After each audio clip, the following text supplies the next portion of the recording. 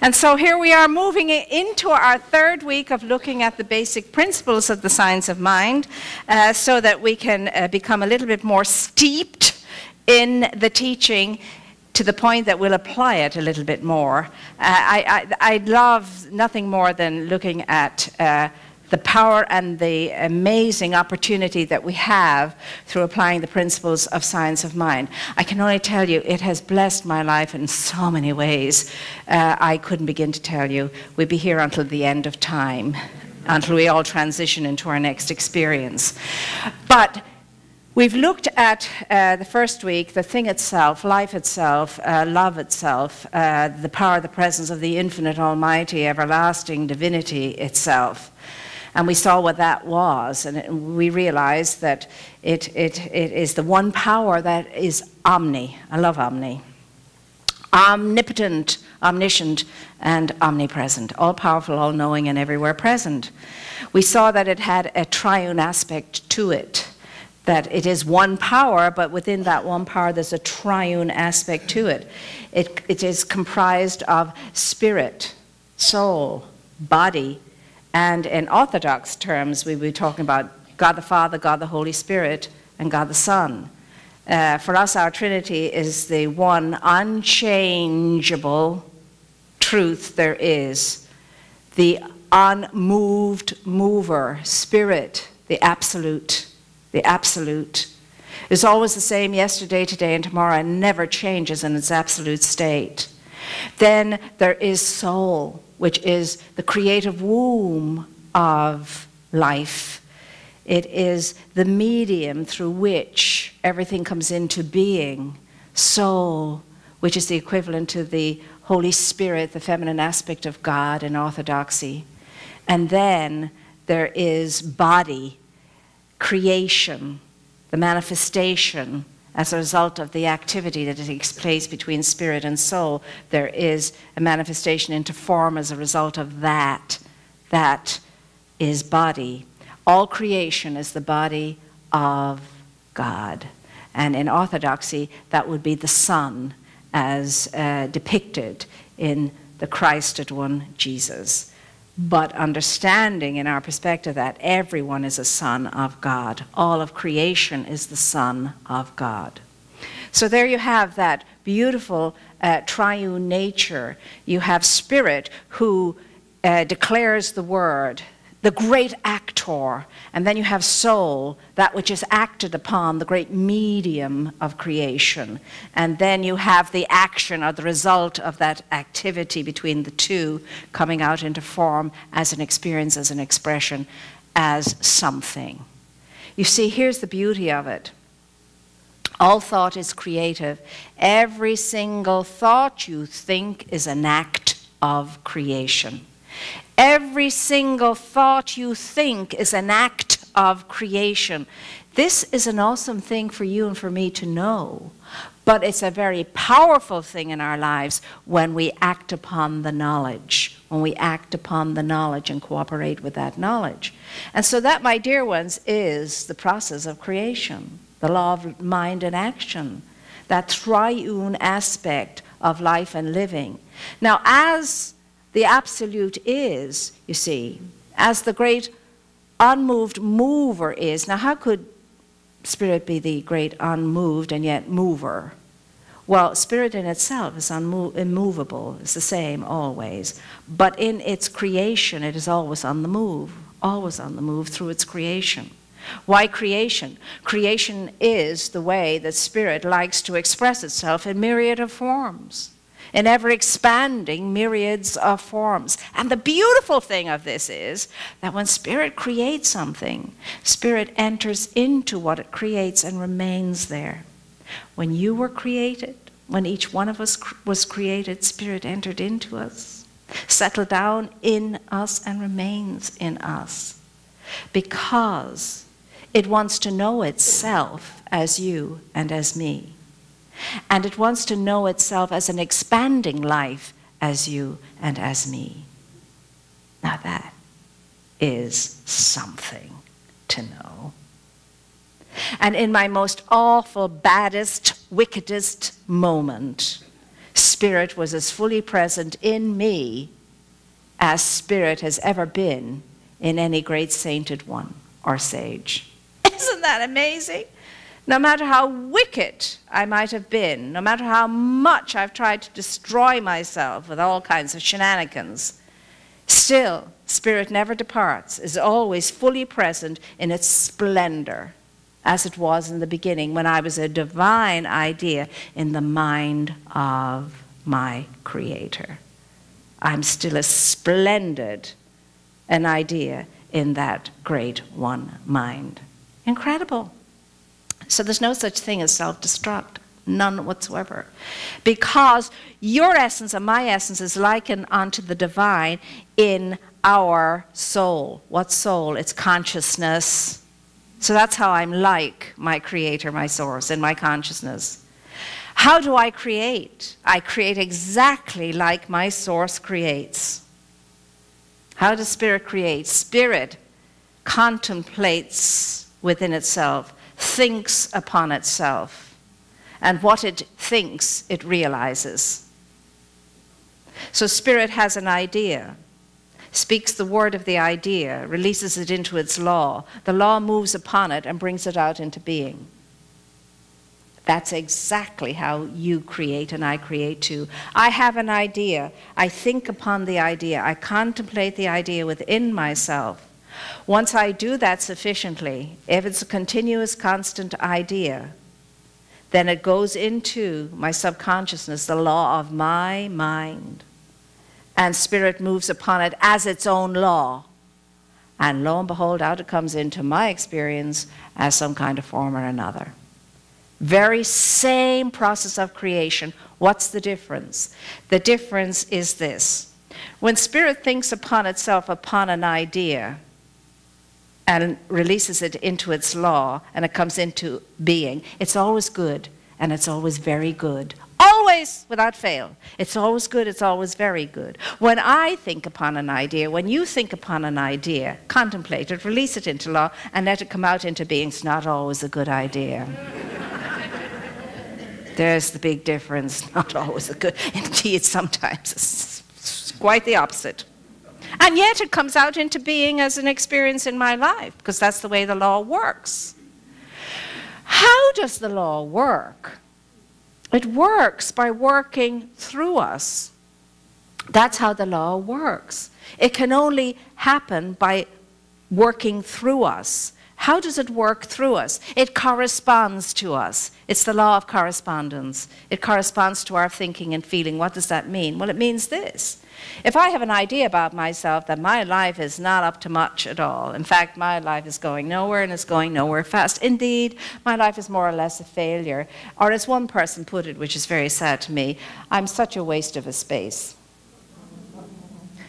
Well, the law takes that idea once it's released into the subconscious mind, it moves upon it, works upon it, and brings it out into my life as an experience. It makes sure that I get plenty of opportunity to know that I am a failure, that I am a waste of space. Make sure of that. It does, because it's the law of correspondence. It corresponds to my own thinking and my own feeling about myself. It brings to me exactly what I give it to work on. What I give it to work on, it brings to me. Now, since every thought is an act of creation, it behooves us all to think good thoughts if we want to produce out into life good creations. The challenge for you and the challenge for me this week is to think about what we're creating through our thinking. What kind of a creation has my life become? When I look at my life, what are the things that I have created in my life? Are they good? Are they very good? Are they not so good? Hopefully 51% of the time we'll have created that which is good, because then we're on the forward track. If below that, we're on the backwards track. We're going backwards.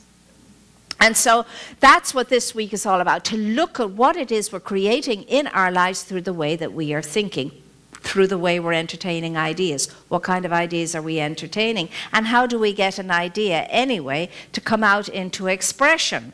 Well, there might be something behind here that's going to help us to understand this whole process a little bit better. And there's always something behind here. It's not always revealed, but sometimes we need to look behind the podium and see what's happening. Now, I don't have my Gola May bag today because my Gola May bag was too small to hold what I'm going to bring out today. Let's see if I can do this successfully, because these things have a life of their own. Now, here you have the representation of an idea, how it's formed and how it gets into being. So, okay, you have an idea. In this form, it's a flat idea. It's just an idea. Nothing's happened yet. It's just an idea. This you would never experience as a balloon if it remained like this. I would never know what a balloon was if it remained in this form. The way I bring anything into realization is to begin with an idea. Okay. So if the idea is a good idea, I'm talking about creating something good now, it works the very same way in the negative. I take the flat idea and then I move upon it. I act upon it. The law of my mind acts upon it. How does it do that? It brings something to it that empowers it. What's going to empower this? Breath. Everything is created through breath. So I take this and I go, oh, if you're beginning a balloon, it's hard to begin blowing up a balloon. In the beginning, it's rare you just take the thing up and it goes, and it's there. You have to put a little effort into it, so you keep putting the effort in it. Eventually, you'll get some momentum. Now you're beginning to create a little bit of energy here. You're beginning to create a nucleus of energy here, a little vortex of energy. Okay, my idea is beginning to grow now. All right, I'll give it another little boost. Okay. Okay, you know what I've discovered? Once you get the momentum in it, it's easier to add more power to it. It's hard to begin the power going. It takes a bit more effort. But once I get it going, it's easier to empower it. And so it is. Now, I could blow this right up to the full capacity of the balloon. I'm not going to do that. It'll take up precious time. So here's my idea, and it's blooming, it's blossoming, it's ready to come into fruition and grow. However, along the way, when I'm just getting to the fullness of the realization of the idea, something can happen that distracts me from it. I take my mind off it and I stop supporting it, and look what happens. Goes back into being a flat idea. After all the effort that I put into it, it goes back into being a flat, useless idea. Nothing's going to come out of that, nothing good, bad, nor indifferent. Because, hey, I killed it. I took my focus off. I took my support away from it. All right. Now here you have an idea happening here. It's not such a, a fully fledged idea at all, but it's a possibility. It's a possibility. It's a start. I painted it red. It's a start. And so there that is, but it needs a bit of extra bounce or something. So what kind of an idea is this? It's an idea into which not much effort went into. This is not superior thinking. This is flat thinking, really. It got something going, but it's flat thinking. It's not really super conscious thinking at all. Okay, so that's no good. All right, now we look at this one, and it's, oh, this is well on its way. It's well on its way, and it has superior thinking in it in the form of helium. It has superior thinking in it in the form of helium. So this is helping this to be what it's meant to be, much more so than this little red one. You really get to know what a balloon is when you have helium in it, And if I let this one go, it's going to happen. Yeah. It's going to happen. So I'm quite pleased with this. Now, I might leave it at that and be settling for this. I'd say, oh, that's very good, it's good. I'll settle for that, that's good. And I may be quite happy with it because, it's quite good. And I've settled for it, and it's okay, and it's making me feel good. But this, on the other hand, is a fully filled balloon. A balloon that has reached its capacity. And it's a complete experience in and of itself. This I'm thrilled with. I have superior consciousness in this, and I brought it to its full course, and the result is awesome. I'm delighted with this. This is perfect manifestation of what a balloon is. And I let it take flight. I let it take flight. And it's gone out into the big wide world. And it's going to travel. It's going to travel in the big wide world, this wonderful idea. And it's going to delight everybody as it travels. And everybody's going to be just like you. Oh! When my idea touches them. Now there's how you birth a great grand idea. This will do its bit too. It won't go as far, it won't last as long, but nevertheless, it will do its bit. And so that's how you and I think every day. But guess what? We're sending black balloons out like that too, with terrible ideas in them. Superior, powerful ideas in the sense that we put a great deal of energy, a great deal of everything, a great deal of conviction, a great deal of power, a great deal of focus into them, and out that goes into the world to cast a shadow over everything it touches. See, that's what happens with our thinking. That's what happens with our thinking. If it's a good idea, it's not just good for you. It's good for everything and everyone. If it's a bad idea, it's not just bad for you. It's bad for everything and everyone, because we're all thinking not only into our own subconscious mind, but into the great collective subconscious mind, and we affect it with regard to the quality of the idea that we're thinking. All thought is creative. You are the creator of your thought.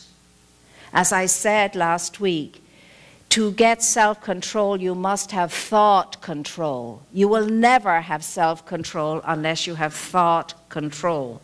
Thought rules the world, but you get to rule your thought, or not, as the case may be. Because it's a choice and it's an option, and not everybody does it. And taking the law of mind, understanding the law of mind, applying the law of mind to your life, that's the power of consciousness, and it is the law of mind in action. That's the creative process. It's as simple and as challenging as that. It's as simple and as challenging as that. Now, how can the law bless us? The law can bless us by responding to our wonderful thoughts, our wonderful feelings, and our wonderful doings. That's how the law can bless us. How can we assist the law to bless us? We can assist the law to bless us by understanding that in order to take control of our thought, we need silence. So we have to be still so that we can know. We can assist the law by getting quiet, going into the silence, by contemplating our idea, getting very clear on our idea, asking for divine guidance for clarity, getting clear about the idea, then saying yes to the idea if we truly are in accord with it, and then getting the feeling of the idea to saturate through all that we are, and then between the feeling and the thinking be moved into action, whatever we're inspired to do with regard to action, and then give it up and hand it over and say, listen, this is a good idea, I'm giving it up to you, divine law, please work upon it and bring it into being, and then go about your business with your life, get on with it, and don't be concerned about the idea. It's hatching, it's cooking, it's happening. As long as you don't interfere with it with your negativity, or allow others to interfere with your mind through their negativity, there'll always be somebody to rain on your parade and hail on your crop, and they're usually your loved ones and your near ones and your dear ones. You do that? I don't think so. Remember, you try this and you try that. Stay doing what you are, at least it's a job.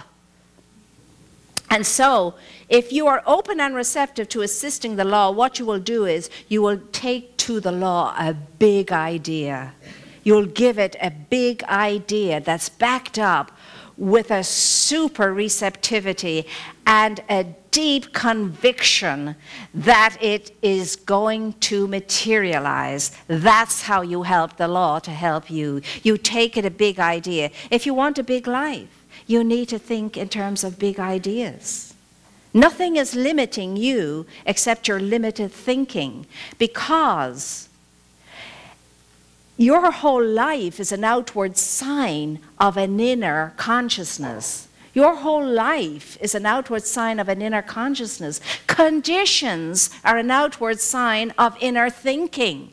That's what they are. So you must bring to this creative process clarity. Clarity of the thing that you desire so that you can achieve it. And that's not enough. You must back it up with your thinking, your conviction, your feeling.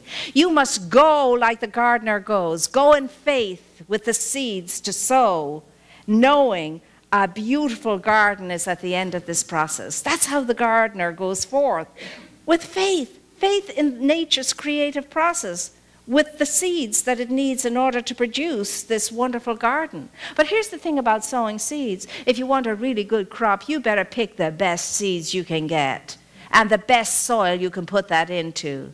A clean heart create for me, O God, set a steadfast spirit within me, says the scripture. Heart means subconsciousness. A clean subconsciousness, the greatest of all fertile soils, is the subconscious mind. It is so fertile. Anything you drop into it, good, bad, and indifferent, it'll grow for you. Good, bad, or indifferent. And I'm telling you, it doesn't matter whether it's flowers or nettles, it will grow. What you think into it is what you get out from it, because it corresponds to what you think and feel. Now, how does life see you as law? Life sees you as law as you see yourself. How does life feel about you? It feels about you exactly like you feel about yourself. How are you feeling about yourself just now? I hope it's good, because that's what the law of life is corresponding to. How are you feeling about yourself? Because that's the way the law is going to correspond to you, to your feeling. If your feelings, are lacking and limited, you'll be living a lacking and limited life. I'll guarantee it. Don't take my word for any of this. Put it to the test. Try it out. It works every single time. It's given to you not only to have available to you the great gifts of the kingdom of life and living, but it's given to you through the power of your consciousness to get into that kingdom, and through your sovereign awareness of yourself, take possession of the kingdom and rule it wisely and well. That's what's given to you to do. You have the ability. The capability is within you. It's in your spiritual DNA. You have been pre-qualified, pre-approved to not only enter the kingdom, but to rule the kingdom and enjoy all of its gifts. Pre-qualified and pre-approved, no matter what. That's how you came in. Now, you've got to get to understanding that within yourself. I am pre-qualified. I am pre-approved. All I need to do is qualify myself and approve of myself in order for that to happen. I need to see me the way that the divine sees me in my divine design when I was once that perfect idea in the mind of God. That's all I have to do to succeed and achieve. See myself as the divine sees me. Celebrate myself as the divine celebrates me. Live the life that the divine designed for me, which is a life of fullness and plenty. It's a life of grace and ease. It's a life of loving relationship and great creative expression. That's what you're born to express and to experience, every single one of us, without exception, without exception, without exception. Every single one of us full of the light and the love and the life of spirit. It's given to you now, if you need to, if you want to, if you decide to change your thinking, and you will change your world, and you will feel the advancement of that. I know there are people in this room who are ready for transformation.